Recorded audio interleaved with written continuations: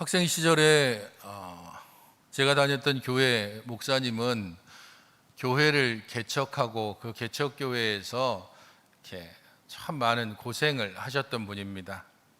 목사님과 얽힌 이런저런 많은 그런 추억들이 있지만 특별히 목사님 설교 중에 하시는 말씀 중에 가장 많이 했던 말씀이 어떤 말씀인가 하면 짱구 아들 짱구라고 하는 단어입니다. 그냥 어떻게 말씀을 하시다 보면 짱구 아들은 짱구, 이 말씀을 계속해서 반복해서 말씀을 하셨습니다. 주로 그놈이 그놈이다, 거의 그런 뜻으로 생각해 보면 됩니다. 특별히 잘날 것도 없고 특별히 우리 자신이 내세울 것도 없고 우리들 모두가 다 죄인이고 그리고 연약한 자들이라고 하는 것을 알려주기 위해서 그 말씀을 자주 사용하신 것으로 보입니다. 아마도 그 말이 가장 잘 적용되는 사람이 있다면 오늘 우리가 좀 계속해서 살펴보고 있는 이삭이 그와 가장 유사한 사람입니다. 이삭은 항상 아브라함과 비교 대상이 되는 사람입니다. 왜냐하면 첫 번째 복의 시초로 불렀던 사람이 아브라함이고 그 다음 때가 이삭, 둘밖에 없으니까 두 사람이 유일하게 비교 대상이 될 수밖에 없습니다. 그래서 지난주에 우리가 살펴봤던 것처럼 이삭의 삶은 아브라함의 삶과 항상 비교되면서 아브라함이 행한 것과 이삭이 행한 것에 어떤 차이점이 있고 어떤 같은 점이 있는지를 비교할 필요가 있습니다. 오늘 본문은 이삭이 아브라함과 같은 길을 걷고 있는 장면 하나와 또 다른 면에서는 이삭이 아브라함과 다른 길을 걷고 있는 장면 하나가 등장합니다. 1절부터 6절이 아브라함과 다른 길을 걸었던 이삭의 모습을 보여준다면 7절부터 11절은 아브라함과 같은 길을 걸어가고 있는 이삭의 모습을 보여줍니다. 그 아버지의 그 아들일 수 있지만 조금 나은 점도 있고 못한 점도 있는 그런 상황이 우리에게 알려지고 있습니다. 본문이 언제 있었던 일인가라고 하는 것을 먼저 이해하는 것이 이 본문 내용을 이해하는 데 도움이 될 것입니다. 가령 우리가 지난주에 살펴봤던 에서와 야곱의 출생, 그리고 둘 사이에 있었던 팥죽 사건, 이 사건 이후에 26장이 있기 때문에 에서와 야곱의 팥죽 사건 이후인지 아니면 그 이전인지를 생각해 볼 필요가 있습니다. 하지만 만약에 25장 이후 곧 에서와 야곱이 팥죽 사건이 있은 다음에 이 일이 일어났다면 이삭의 나이가 최소한 75 혹은 80 정도쯤이 되었다고 추측해 볼 수 있습니다. 리브가의 나이를 대략 이삭보다는 한 20살 정도 어린 것으로 생각해 본다면 리브가의 나이도 대략 보아서 한 60에서 혹은 55세 그 정도쯤으로 추측해 볼 수 있습니다. 그렇게 보기에는 사실 오늘 본문에 리브가의 미모 때문에 이삭이 염려하고 그리고 그것을 인하여서 아비멜렉이 법령을 내리는 이러한 내용들을 봤을 때에 그 정도 나이라고 생각하기에는 무리가 있습니다. 그렇기 때문에 오늘 본문은 대체적으로 에서와 야곱이 태어나기 전, 그러니까 이삭과 리브가가 결혼한 이삭의 나이 40살부터 에서와 야곱이 태어난 60살 그 사이에 있었던 일로 보는 것이 가장 합당한 추측입니다. 그러기에 전체적인 흐름에 봤을 때 아이가 없기 때문에 이런 누이라고 하는 것들이 가능하고 두 사람이 서로 껴안았다든지 하는 장면들을 통해서 봤을 때에 그들의 나이가 상당히 젊었을 가능성이 있는 겁니다. 이러한 시간적인 부분을 먼저 생각하면서 오늘 본문 말씀을 함께 보겠습니다. 아브라함 때 첫 흉년이 들었더니 그 땅에 또 흉년이 들었다라고 오늘 배경을 이야기합니다.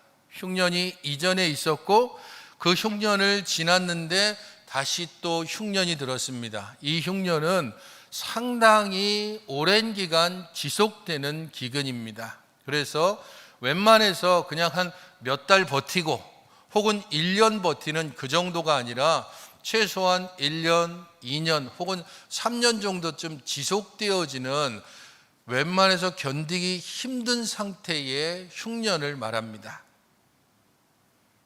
이런 흉년이 들었다는 것, 그것을 특별히 아브라함 때의 첫 번째 흉년, 그리고 이삭이 겪은 두 번째 흉년, 비교가 되고 있습니다.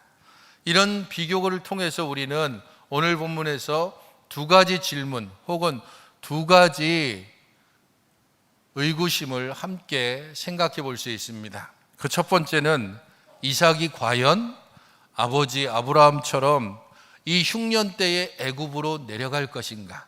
그것이 첫 번째 질문이고, 두 번째 질문은 이삭이 과연 아버지 아브라함처럼 리브가를 자기의 누이라고 속일 것인가? 이 질문이 두 번째 질문입니다. 그리고 그 질문에 대한 답을 우리는 다 알고 있습니다.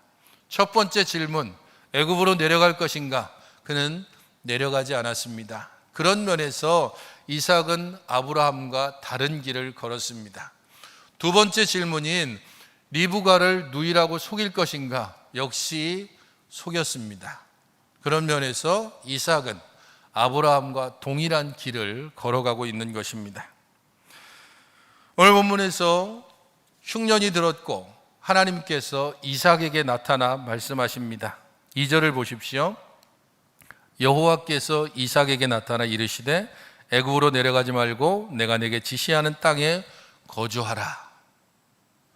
아브라함 때를 생각해 보면 분명히 다른 점이 있습니다. 왜냐하면 아브라함의 때에 흉년이 들었을 때는 하나님께서 아브라함에게 나타나서 말씀하는 장면이 없습니다. 아브라함은 물을 찾아서 계속해서 남쪽으로 내려가다가 결국에는 애굽까지 넘어갔습니다. 그에 반해서 하나님은 이삭에게 즉각적으로 나타나서 말씀합니다. 물론 그가 있던 곳에서 그랄까지 내려간 상태에서 이야기합니다. 왜 그런가 하면 그랄이라고 하는 지역이 굉장히 중요하기 때문입니다. 그랄이라고 하는 지역을 지도로 보면 이렇습니다. 저기 보시는 것처럼 이 그랄은 부솔 시내를 건너면 곧바로 애굽입니다.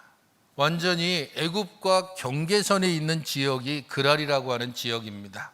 지금 이삭은 자기가 있던 곳에서 애굽으로 넘어가기 바로 직전 상태라는 것을 알 수 있습니다. 그런 면에서 하나님은 이삭에게 나타나 두 가지 명령을 내립니다. 첫 번째는 애굽으로 내려가지 마라라는 겁니다. 흉년을 피해서 애굽으로 내려가기 위해서 지금 거의 경계선인 그랄에 있기 때문입니다. 두 번째 명령은 내가 내게 지시하는 땅에 거주하라라고 이야기합니다. 내가 너에게 지시하는 땅, 그 땅이 어디인지 사실은 모호하긴 합니다.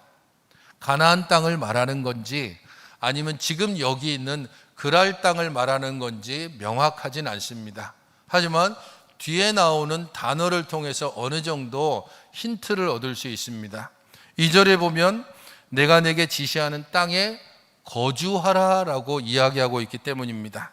거주한다라고 하는 것은 영구적으로 사는 것, 그러니까 우리가 흔히 집 사면 특별한 일이 없는 이상 그냥 계속 자기 집에 있으면 있잖아요. 그렇게 하는 것을 거주라고 얘기합니다. 그런 면에서 내가 너에게 지시하는 땅은 가나안 땅을 지칭합니다. 하지만 3절에서 네가 이 땅에 거류하면이라고 또 얘기합니다. 그래서 여기 거류라고 하는 단어는 임시적으로 머무는 곳입니다. 그렇기에 2절에서 말하는 땅이 가나안 땅이라면 3절에서 말하는 땅은 그랄 땅을 말합니다.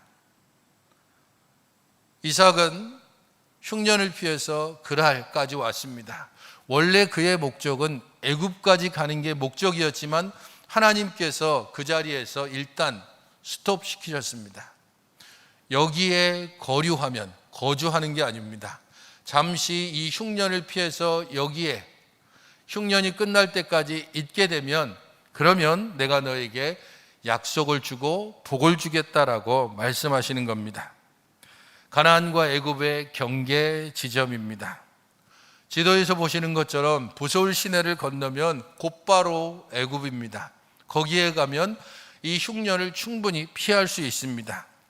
어찌 보면 이삭의 입장에서 이 그랄도 가나안 땅에 속했다라고 스스로 그렇게 변명하면서 저기에 머물러 있을 수도 있습니다. 일종의 회색지대를 설정해 놓고 이삭은 이 그랄 땅에서 잠시 머무르면서 애굽으로 갈 것인가, 아니면 하나님이 지시하신 땅 가나안으로 다시 돌아갈 것인가 라고 하는 것을 고민하는 지점일 수 있습니다.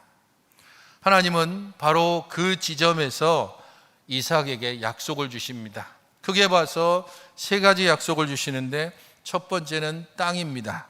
이 모든 땅을 너와 네 자손에게 주겠다라고 말씀하시고, 두 번째는 자손입니다. 네 자손을 하늘의 별과 같이 번성하게 하겠다라고 말씀하시고, 세 번째는 가장 중요한 메시아에 대한 약속입니다. 네 자손으로 말미암아 천하 만민이 복을 받게 하겠다라는 말씀입니다. 땅, 자손, 그리고 그를 통해서 하나님께서 원래 이루시고자 하는 목적, 곧 너의 자손을 통해서 천하 만민이 복을 얻게 하는 메시아에 대한 약속을 줍니다. 오직 아브라함의 자손을 통해서 하나님께서 이 땅을 구원하시기로 작정하시고, 이 하나님의 구원의 완성이 예수 그리스도의 탄생입니다. 이삭에게 바로 그것을 또 말씀해 주고 있습니다. 사실 이 세 가지 약속, 땅, 자손, 메시아에 대한 약속은 아브라함에게 있어서는 차례차례 주어졌습니다. 아브라함에게 있어서 사실 세 번에 걸쳐서 이 약속이 계속해서 주어져 왔습니다. 창세기 12장에 처음 아브라함을 부르실 때, 창세기 15장에 횃불 언약을 맺으실 때, 창세기 17장에 할례를 명하실 때, 그때 이 약속들이 점진적으로 주어졌었습니다. 그에 반해서 이삭에게는 하나님께서 한꺼번에 그냥 완전히 다 주시는 겁니다. 그런 면에서 이삭이 아브라함과는 좀 다른 대접을 받고 있습니다. 이삭이 특별해서 그럴까요? 이삭이 특별히 예뻐서 아브라함에게는 점진적으로 약속했던 것을 이삭에게는 한꺼번에 다 풀어서 주실까요? 부모의 심정이 어떤지를 생각해 보면 하나님께서 이삭을 대하는 심정이 어떤지를 알 수 있습니다. 주로 강하고 혹은 자기 일 자기가 잘하는 자녀에게는 우리가 특별히 간섭하거나 혹은 그 자녀에게 뭐라고 이야기하지 않습니다. 하지만 연약하거나 혹은 자기 것을 제대로 잘 챙기지 못하는 자녀들은 일일이 간섭하거나 혹은 다 챙겨주거나 해야만 됩니다. 그렇게 해야만 균형이 이루어지기 때문입니다. 그런 면에서 이삭이 대단하고 강해서가 아니라 이삭이 자기 아버지 아브라함보다 오히려 더 약하고 온전치 못하기 때문에 하나님께서 이삭에게는 모든 것을 한꺼번에 보여주시고 그를 특별하게 대해서 아예 글 아래서 그를 막고 계시는 것입니다. 내가 약속하고 내가 맹세한다. 너는 이곳에 머물러 있다가 내가 지시하는 가나안 땅으로 다시 가라라는 겁니다. 그것을 잘 알게 해주는 것이 15절 말씀입니다. 5절을 보십시오. 이는, 하나님이 그렇게 약속하는 이유가 뭡니까? 이는 아브라함이 내 말을 순종하고 내 명령과 내 계명과 내 율례와 내 법도를 지켰음이라 하시니라. 이는 네가 내 말을 잘 들었고 나에게 순종했고 나의 말을 언제든지 거절하지 않았고, 그래서 이상 내가 예뻐서가 아니라 너의 아버지 아브라함이 내 말에 순종했고 내 명령과 규례와 율례와 법도를 지켰기 때문이다라고 얘기합니다. 이삭이 아니라 아브라함 때문에 하나님께서 그렇게 약속을 주시고 그에게 복을 주시겠다고 말씀하시는 겁니다. 아브라함의 순종으로 이삭이 복을 받는 겁니다. 물론 조금의 적용점에서 차이가 있지만 그런 면에서 신앙의 부모된 우리들의 역할이 얼마나 중요한가를 생각해야 합니다. 우리의 자녀들에게 믿음의 유산을 물려주는 것, 그런 면에 있어서 부모의 역할이 중요합니다. 아브라함이 하나님께 순종함으로 이삭이 복을 받는 것처럼 부모들의 순종과 하나님께 대한 믿음으로 그의 자녀들이 복을 받게 되는 것입니다. 하나님께서 우리들을 주의 백성으로 부르실 뿐 아니라 또한 주의 가장으로 혹은 엄마와 아빠로 세우시고 그렇게 우리들을 하나님의 약속을 이어가게 하는 믿음의 가정을 이루게 하셨을 때에 우리는 그 역할들을 제대로 감당해야 합니다. 이삭은 하나님의 이 말씀을 듣고 그랄에 거주했다라고 6절에 말합니다. 지시하신 땅에 가지는 않았고 이곳에 머무르라라고 하는 그곳에 적어도 머무르는 순종을 그대로 보여주고 있습니다.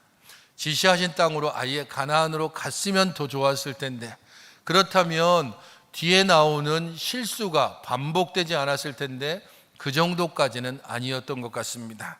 하지만 어느 정도 첫 번째 질문, 어쩌면 첫 번째 시험, 애굽으로 내려갈 것인가 내려가지 않을 것인가 라고 하는 이 첫 번째 질문과 시험에 이삭은 당당하게 통과를 하고 그랄에 머물렀습니다. 하지만 7절 이후에 이삭은 아브라함과 같은 길을 걷는 모습을 보여줍니다. 7절을 보십시오. 그가 말하기를 그는 내 누이라 하였으니 그는 내 아내라 하기를 두려워함이었다라고 기록합니다. 두 번째 질문은 아브라함이 했던 것과 그 모든 것을 알고 있는 차원에서 과연 아브라함처럼 이삭도 자기 아내 리브가를 누이라고 속일 것인가? 예, 속였습니다. 왜 속였는가? 두려워서 속였습니다. 왜 속였느냐라고 그렇게 꾸짖는 아비멜렉을 향해서도 내 생각에는 그로 말미암아서 내가 죽게 될까 두려웠다라고 두려움에 대해서 계속 이야기하고 있습니다. 리브가가 보기에 아리따웠고 그 리브가로 말미암아서 자기가 죽임을 당할까 봐 자기 아버지 아브라함하고 똑같은 이유를 대면서 거짓을 말하고 있습니다. 이런 면에서도 이 사건이 에서와 야곱이 태어나기 이전이라는 것을 충분히 증거받을 수 있습니다. 이삭의 두려움은 적어도 일반적이고 상식적으로는 충분히 이해할 수 있습니다. 그래, 낯선 땅이잖아. 새로운 사람들이잖아. 그 사람들이 어떤 사람인지 모르고 그 땅은 어떤 풍습을 가지고 있는지 모르고 나는 이방인이고 그런 상황에서 혹시라도 그들이 내 아내의 그 미모를 보고 혹은 나의 많은 재산을 보고 나를 혹시 죽일지도 모르니 어떻게든지 내가 스스로 지킬 수 있는 방안을 머리를 궁리를 해내고 자기 나름대로 지혜를 짜내서 했던 것이 나의 누이라고 리브가를 소개하는 겁니다. 하지만 이삭의 두려움, 거기에는 문제가 있습니다. 두 가지 문제가 있는데 그 첫 번째는 8절에 나옵니다. 이삭이 거기 오래 거주했다라고 하는 말입니다. 이삭의 두려움과 달리 그는 어떤 방해를 받거나 혹은 위협이나 혹은 굉장히 심각한 위험에 빠지지 않았습니다. 그랄 주민은 두려워할 만한 그런 존재가 아니었습니다. 어쩌면 그들은 완전히 친절했는지 어땠는지는 알 수 없습니다. 하지만 적어도 이방인들을 자기들의 방식으로 억압하고 혹은 이방인들의 것을 착취하고 빼앗는 그 정도 무자비한 사람들은 아니라는 것이 그가 거기 오래 거주했다는 것을 통해서 잘 보여줍니다. 두 번째는 9절에 나옵니다. 내 생각에 그로 말미암아 내가 죽게 될까 두려워했다라는 말 때문입니다. 내 생각에.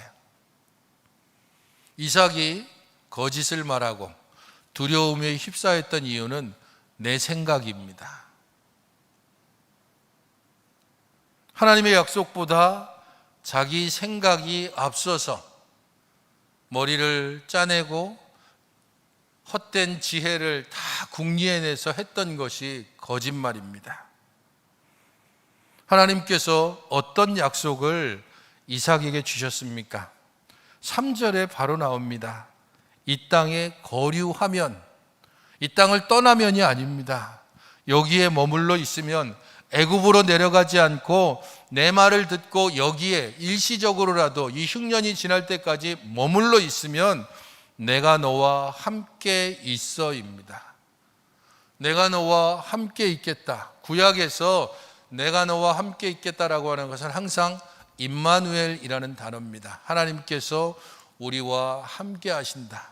내가 너와 함께하고 동행하고 고통을 들어주고 고민을 들어주고 너의 모든 두려움을 없애줄 것이고 내가 너를 앞에서 뒤에서 옆에서 보호해 줄 것이다라는 약속이 내가 너와 함께 있어 곧 임마누엘이라고 하는 단어에 모두 들어 있습니다.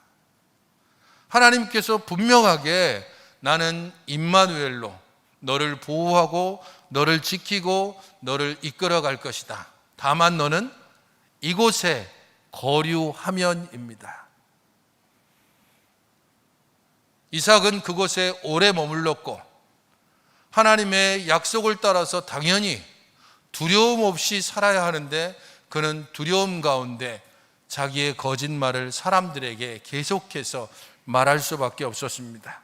하나님의 약속을 믿지 못하는 겁니다. 하나님의 보호에 대해서 그는 완전히 신뢰하지 못합니다.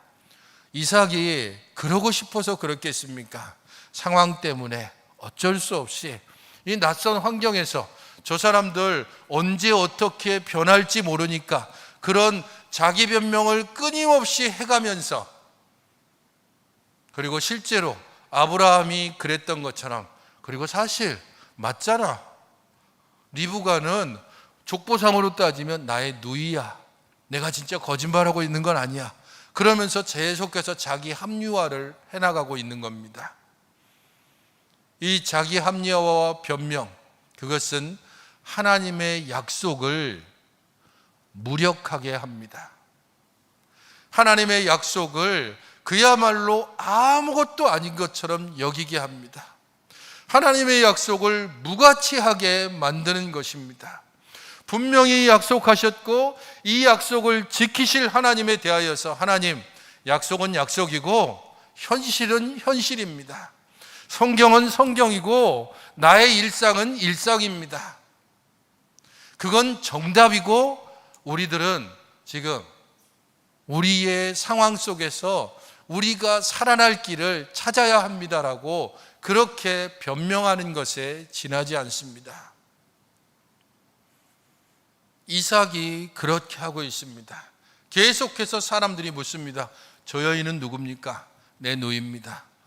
저 아름다운 여인은 누굽니까? 내 아내입니다.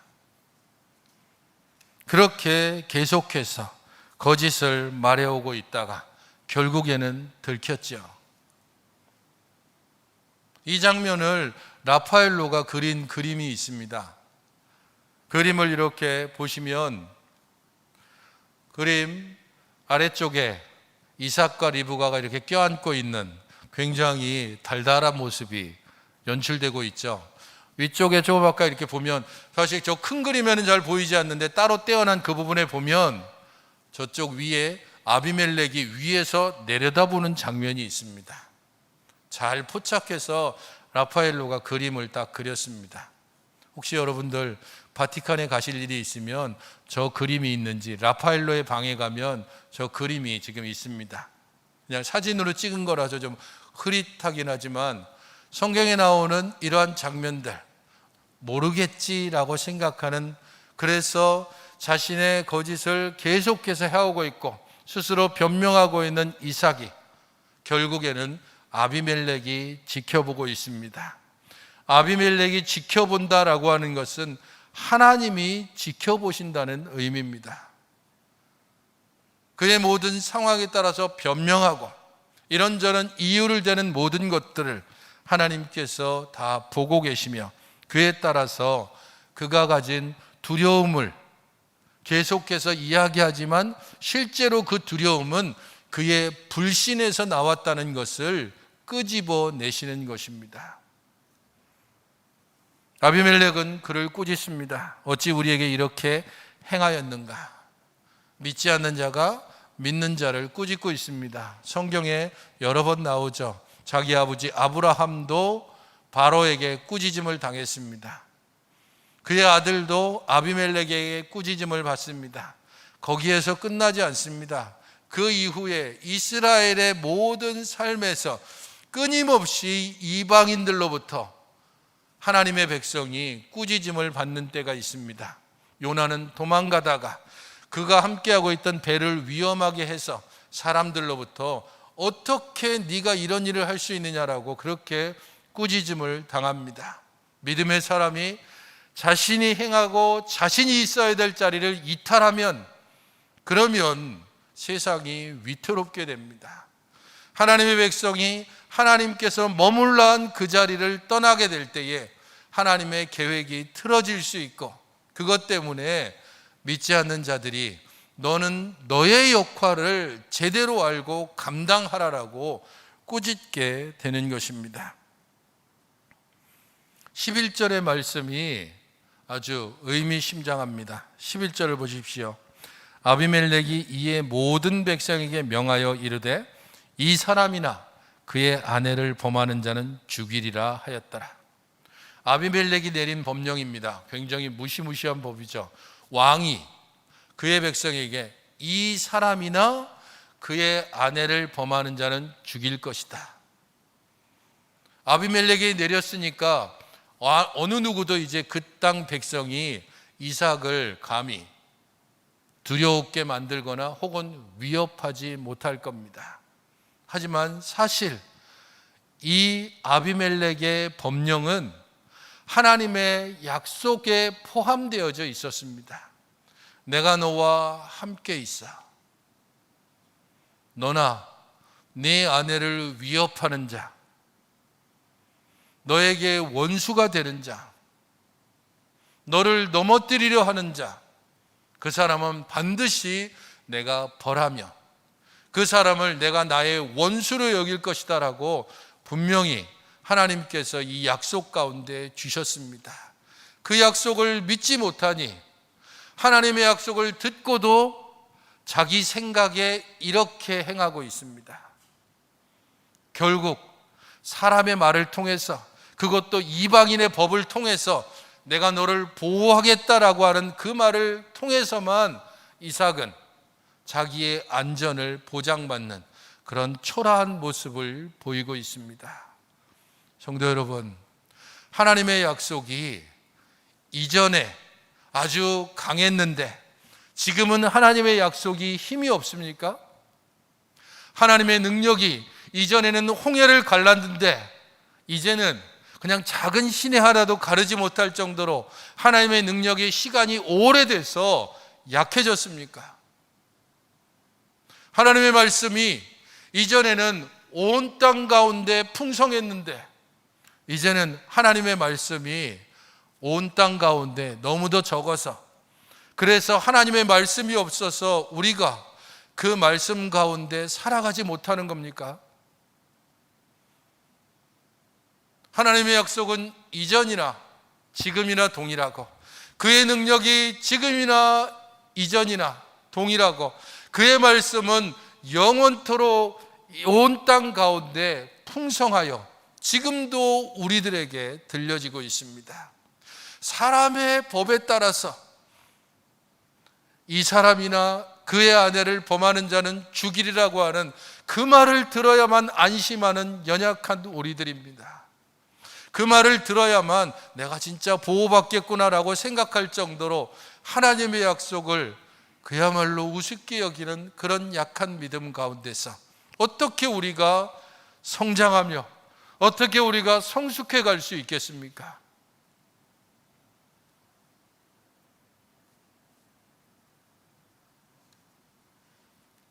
아브라함의 순종이 그에게 복을 가져올 뿐 아니라 그의 후손을 통하여 온 땅에 복을 가져왔습니다.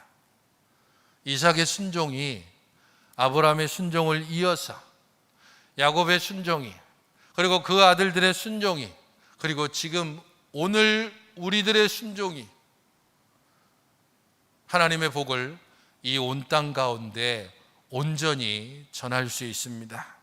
그러므로 불신과 거짓을 통하여 하나님의 복을 위협하거나 하나님의 은혜를 막는 일이 없어야 할 것입니다. 사람을 두려워하지 않고 오직 하나님의 약속을 신뢰하며 믿음으로 살아가야 합니다. 우리들 여전히 실수가 많고 우리들은 완전하지 않은 사람들입니다. 그럼에도 불구하고 우리들의 불완전함을 인정할 뿐 아니라 그 불완전함을 좀 내려놓고 완전하신 하나님, 우리들을 보호하시겠다 약속하시고 그 약속을 지키시며 우리들을 이끄시는 하나님, 그 하나님의 완전하심에 온전히 의탁하며 나아가는 우리들이 되어야 할 것입니다. 마지막으로 잠언 29장 25절 말씀, 우리 함께 이 말씀을 잘 같이 한번 읽어보시기 바랍니다. 시작. 사람을 두려워하면 올무에 걸리게 되거니와 여호와를 의지하는 자는 안전하리라. 사람을 두려워하지 않고 여호와를 의지함으로 안전함 가운데 거하는 완전하신 하나님, 우리를 보호하시는 하나님께 나아가시는 여러분들이 되시기를 바랍니다. 하나님 아버지, 저희의 모든 삶을 주께서 선하게 인도하여 주시고 그 은혜 가운데 행하게 하여 주시니 감사를 드립니다. 마땅히 저희들의 일상이 하나님 앞에 드려질 뿐 아니라 하나님의 약속을 온전히 믿고 그 약속 안에서 살아가게 하여 주시옵소서. 저희들의 평생이 주 앞에 있음을 기뻐하면서 우리 하나님의 말씀과 은혜를 쫓아 오늘 하루도 그리고 우리들의 평생도 하나님만을 의지하며 살아가게 하여 주시옵소서. 예수님의 이름으로 기도하옵나이다. 아멘.